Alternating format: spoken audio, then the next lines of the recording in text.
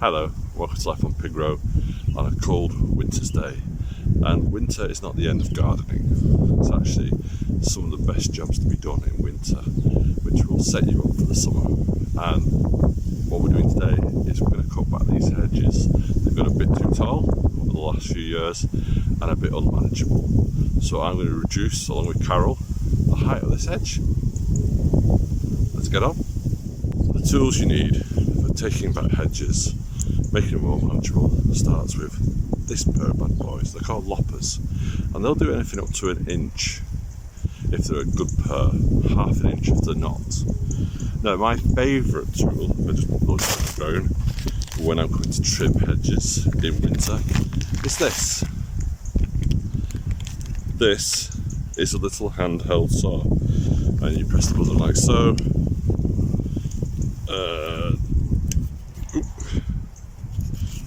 There it goes, and there you are, you've got yourself a little saw. That's really good for getting through small trunks. Finally, well not finally, but we all should have as gardeners, it's a pair of secateurs. I've also got some string, because I'm going to show you what I'm going to do with all the trimmings. I'm going to just throw them away. And in the end, what we really need, gloves. Don't be the tough person. Trust me, a splinter in your hand is not great. If you're doing hawthorn, a thorn in your hand is not great, and these will save you, so wear them. Now I'm going to take about 2 foot off this hedge, just over 2 foot, and I'm going to cut it about there. Can you see that? I'm going to just saw through. And don't be afraid to get your hands in, this is why we wear gloves. And it cuts as you draw back. Now if you want to, you can do another cut on the other side, just here, before you started. And that will stop it from splintering. So I don't know if you can see that. It's really hard to show you. There we go, and off it comes. Now I'll just pull it out now, there we go. And again, for cutting, little cut on that side, like so, and then we go to the other side, and we start to cut.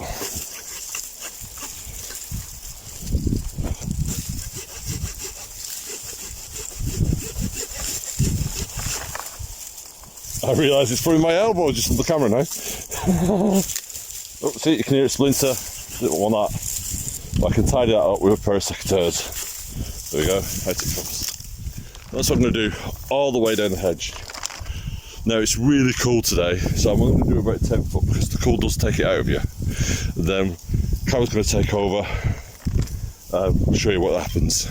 So, as you can see, I've removed a section of hedge now. We've got wispy bits left, which is where these come in. I'm going to show you how to use these now. As you can see, the greenhouse is getting more light, which is what we want, but we're going to get rid of all these wispy pieces like this.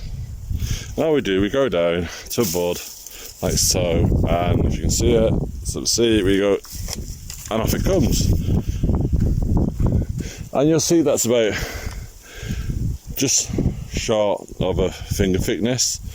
And you shouldn't be doing anything more than that with loppers, because they'll start to squeak. If they start to squeak, it means they're not doing the job, and you'll end up breaking them quite easily. So I'm going to just go over this hedge now with the loppers, and then we're going to show you what we're going to do with all the cuttings. So here's one of the twigs I've taken off, one of the branches, and what I'm going to do, and yeah, it looks like a bit of a faff, but it's better than the alternative. Just move that out of the way. Get my secateurs, and I'm going to take off all these branches. Now, just do them. There we go. Put my glove back on to doing that. Remember, safety is always paramount when using any cutting materials.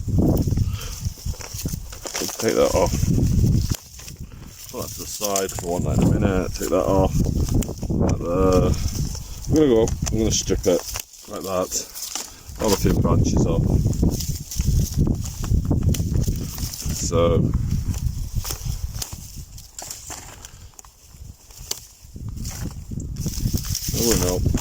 the branch like so.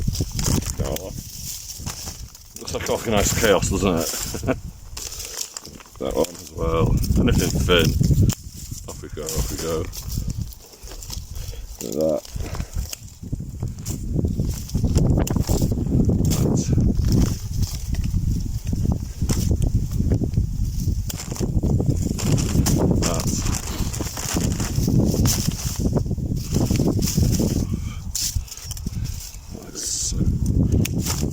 Discard that for now. Then we've got a load of little thin branches. What I'm going to do is I'm going to start bundling them up and I'm going to twist them in on themselves like that once they break. And again, so there's a certain length, so you can see at the moment that's about 6 inches. Doesn't matter if there's leaves on it. And again, like so.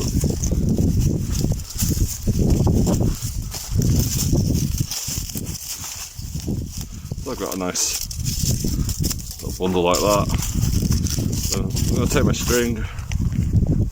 This is where we always go, where's my string? Where's my string? That's why I leave mine in my pocket. And I'm going to fiddle a bit, so I'm going to take my gloves off. And that's what happens, folks, straight away.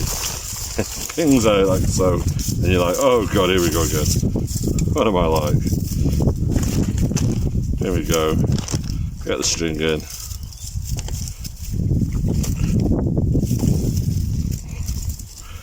Loose loop, tighten again, cut it off.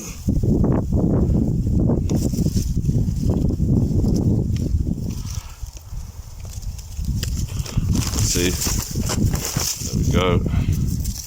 So, and there we have what is technically called a loose faggot, or what I like to call, get this up and again, it's cold, my hands are cold as well, there we go. What we call kindling.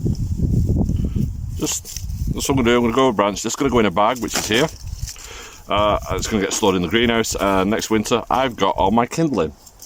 Now, is that over there? What about this? Oops, sorry.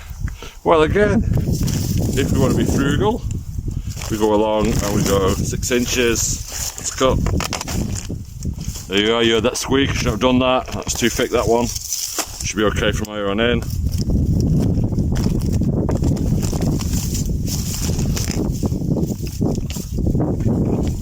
So that happens, there you go. And I have a bundle of wood, again, to go to the fire. So I'm just going to go over everything now and do that. Which should take me some time. So, what can you do with all those cuttings? Well, I've shown you how to make faggots, I've shown you how to make kindling for next year. You can make wood ash. That's the obvious one, and it's the lazy one, but it's still a good one to do because it's still going back into your soil. You can, if it's willow, save it, try and make your own baskets. You can make your own bean sticks. You can make your own pea stick. Wow, pea sticks. So, you know, the peas scramble through and you'd have to buy any of that horrible plastic netting. And it lasts a few years. You can make, well, what else can you make? You can make a brush. Yeah, put a load of these and you get a nice witch's brush. And that's just a few things you can do with these kind of things. You can do what I really love and what I probably will use some of this for, to make a dead hedge. And a dead hedge is what it says, it's a dead hedge. It's all the wood you've cut off from other things, and it's a great habitat because what you're inviting in is all those bugs that want to eat wood and rotting wood. And if you have those bugs, you get the predators, and it goes up the scale until before you know it, you've got loads of little animals in your garden doing the job for you, you know, taking out the weeds, taking out the pests. So, you know, all from this, your choice. So you can see I have cut, well, Carol's cut and I've helped a good 12 foot of hedge, and now I'm going to get light into my greenhouse, and it'll still protect it. So what the idea is now is that this will all shoot come spring, because what happens if you prune in winter, it makes everything go off like a rocket in spring. What we'll do then is I'll cut it back to about this high, a few inches above here, and that'll be the height of my hedge then on all around the garden. It means I can get to it. I'm stood comfortably now. I can put a hedge trimmer across it, and that'll be great. And this is how much I've cut off. Now, you can do what I did before, making them into faggots and kindling, or you can do the obvious, which is leave it to dry for a while and have a big bonfire and use the wood ash.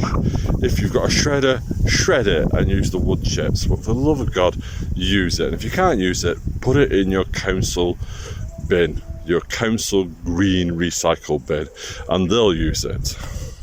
Now, I know what you're going to say. You're going to say, well, why don't you use a chainsaw? It's faster. Kind of missed the point. Being in the garden is not about being fast. It's about a slower pace of life. And also, chainsaws, no offence, are really dangerous. And I've had accidents in the past with such machinery, so I'm not going to do that. If I'm going to slip, at least I can let go of the saw and it'll just fall to the floor. If I let go of the chainsaw, even if it has Dadman's switch on it, it could still catch me and do damage. So that's it from me at Life in Pig Row. It's Andrew here. Please like and subscribe, because if you like and subscribe, we survive and we carry on doing those films. So until next time, bye bye.